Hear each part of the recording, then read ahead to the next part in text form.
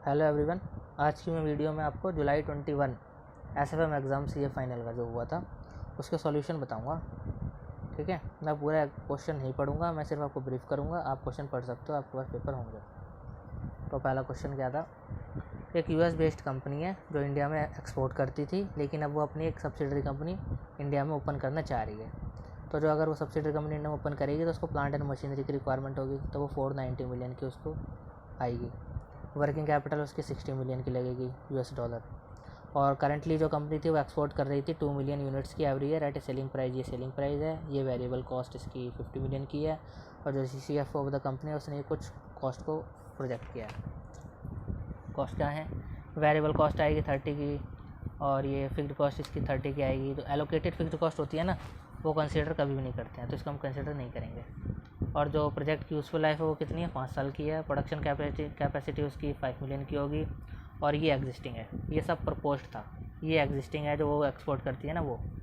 तो एग्जिस्टिंग जो है उसकी वर्किंग कैपिटल 25 मिलियन की लगती है जब वो सेल करती है 2 मिलियन यूनिट्स की। ठीक है, उसके बाद जो एक्सपोर्ट है वो उसका डिक्रीज़ हो जाएगा 1.5 मिलियन यूनिट्स पर, provided the company does not set up subsidiary company in India.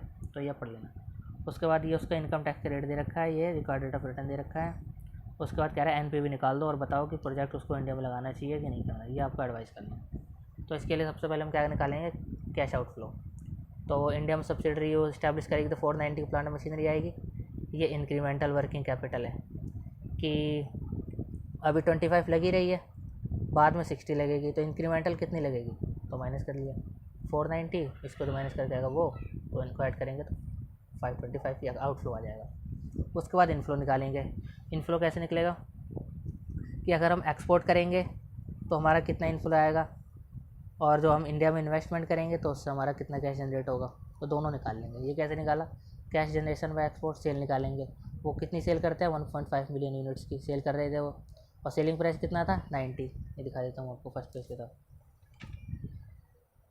ये रहा सेलिंग प्राइस 90। ठीक है, और एक्सपोर्ट वो कितना कर रहे थे? ये ना, ये डिक्रीज हो जाएगा उसका एक्सपोर्ट 1.5 का। ये वाला 2 मिलियन नहीं लेना है जो यहाँ पे लिखा था, ये ना, ये नहीं लेना, क्योंकि उसने बोला है कि अगर वो यहाँ पे करेगा तो उसके 1.5 मिलियन के ही एक्सपोर्ट हो पाएगा, तो वही लेना है ये वाला। ठीक है, यहाँ पे आते हैं। सेल आ गई। Variable cost 1.5 units. ये वेरिएबल कॉस्ट कितनी है? 50। ये रही आपकी वेरिएबल कॉस्ट, ये रही 50। ठीक है, ये रही 50। तो ये माइनस कर दे, EBIT आ गया। टैक्स माइनस कर दे 30%, ये आ गया आपका EAT यानी आफ्टर टैक्स। उसके बाद कैश जनरेशन में इन्वेस्टमेंट इन इंडिया में क्या? सेल निकालेंगे।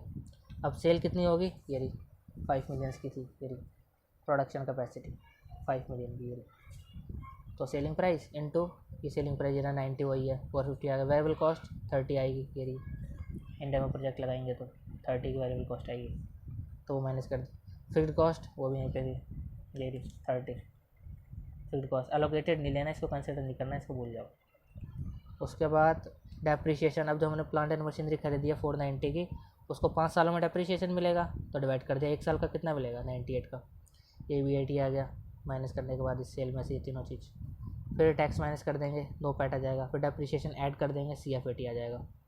ठीक है, उसके बाद हम इंक्रीमेंटल, अभी ऊपर क्या था? इंक्रीमेंटल कैश आउटफ्लो था ये वाला, तो क्या इनफ्लो भी हमें क्या निकालना है? इंक्रीमेंटल। तो 39 माइनस दिस, तो इंक्रीमेंटल कैश इनफ्लो आ जाएगा। और लास्ट में क्या होता है, जब प्रोजेक्ट वगैरह हम बंद करेंगे तो हमारी जो वर्किंग कैपिटल होती है वो रिलीज़ होगी। कितनी? 35। ये 35 कहाँ से आया? फिर ये इन दोनों का डिफरेंस है। इंक्रीमेंटल वर्किंग कैपिटल है ना, वही रिलीज़ होगी। तो हर चीज़ हम इंक्रीमेंटल ले रहे हैं तो वर्किंग कैपिटल भी इंक्रीमेंटल ही लेंगे, 35। ठीक है, उसके बाद क्या है? उसके बाद हमारा इनफ्लो आ गया, हम इसकी प्रेजेंट वैल्यू निकाल लेंगे 5 सालों तक। 5 साल का प्रोजेक्ट था। 1 2 3 4 5 170 का इंक्रीमेंटल कैश फ्लो आया था, इनफ्लो, तो ये लिख लिया। लास्ट में वर्किंग कैपिटल रिलीज़ हो गई, वो ये ले ली। Present value factor at the rate, ये अपना कितना था? 12%। तो मैं लिखा नहीं, मैं लिख देता हूँ। Present value factor at the rate 12%। ये रेट हमें एग्जाम में क्वेश्चन में दिया हुआ था, ये नीचे लिखे हुआ है।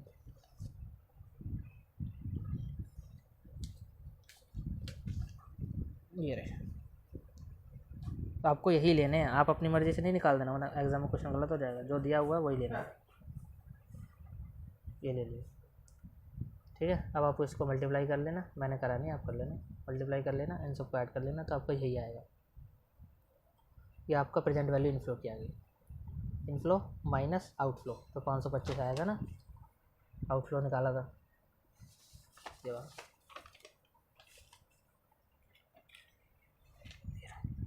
525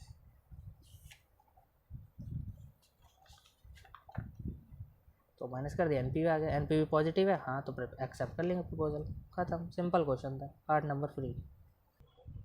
तो अब आते हैं सेकंड क्वेश्चन की तरफ अपना, फर्स्ट का जो सेकंड पार्ट था ना बी, वो इसमें क्या करना है, ये आपका फ्यूचर वाले क्वेश्चन से आया था डेरिवेटिव चैप्टर से।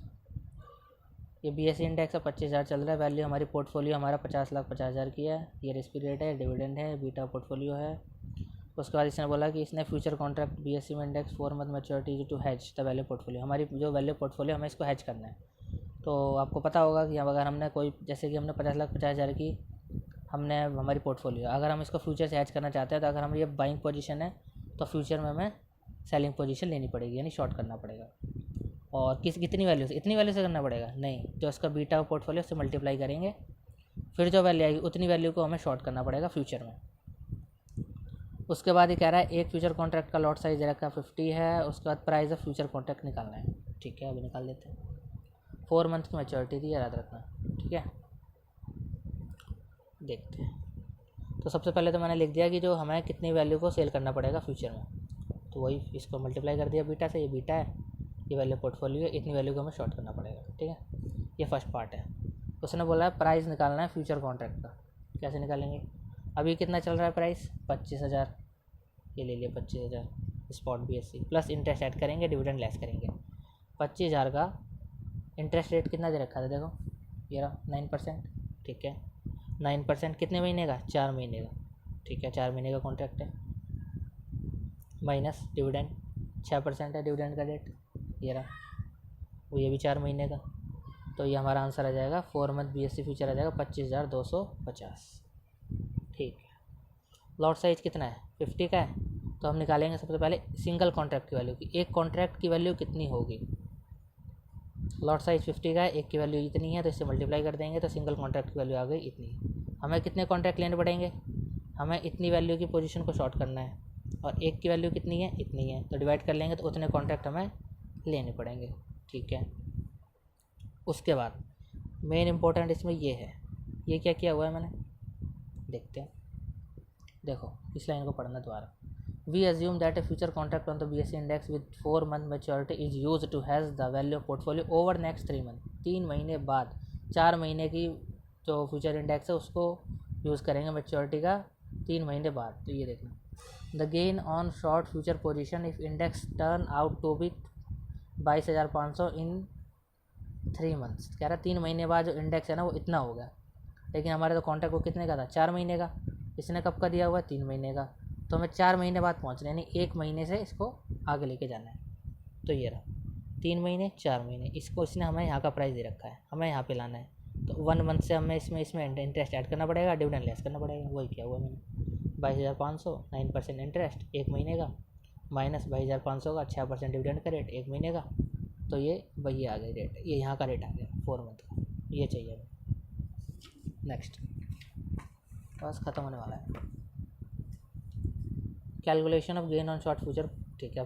अब आपको मैंने बताया था हमारी यहाँ पे लॉन्ग पोजीशन थी, पहले पोर्टफोलियो हमें शॉर्ट करना पड़ेगा, तो वो शॉर्ट किया है।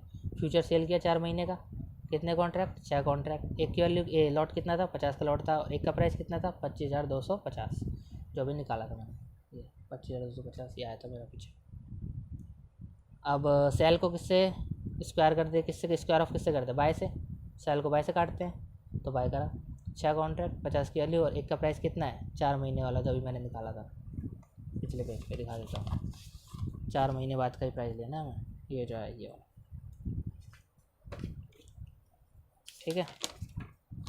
तो ये हमने बाय ले लिया, अब अपन इसको मल्टीप्लाई कर लेना, इनको मल्टीप्लाई कर लेना, जो भी आएगा माइनस कर लेना, आपका गेन आ जाएगा। मैंने सिंपल कर लिया 6 × 50, इसमें इसको माइनस कर लिया, ये आ गया, इसको मल्टीप्लाई कर दिया, ये आ गया हमारा गेन, ख़त्म। सिंपल क्वेश्चन था बिल्कुल, 8 नंबर फ्री है थे, ये भी हो गया आपका। और जो लास्ट था पार्ट वो थ्योरी था, उसमें कुछ है नहीं। State the strategy different hierarchy level, first chapter का क्वेश्चन था। 3 स्ट्रेटजी हैं, corporate level, business level, function level.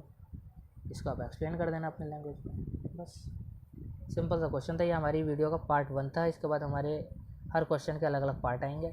जो फर्स्ट क्वेश्चन था इसका फर्स्ट पार्ट बना दिया, अब इसके बाद सेकंड पार्ट आएगा, वो आपको जल्दी ही मिलेगा। ओके, आज के लिए बस इतना ही रखते हैं। Thank you for watching my video.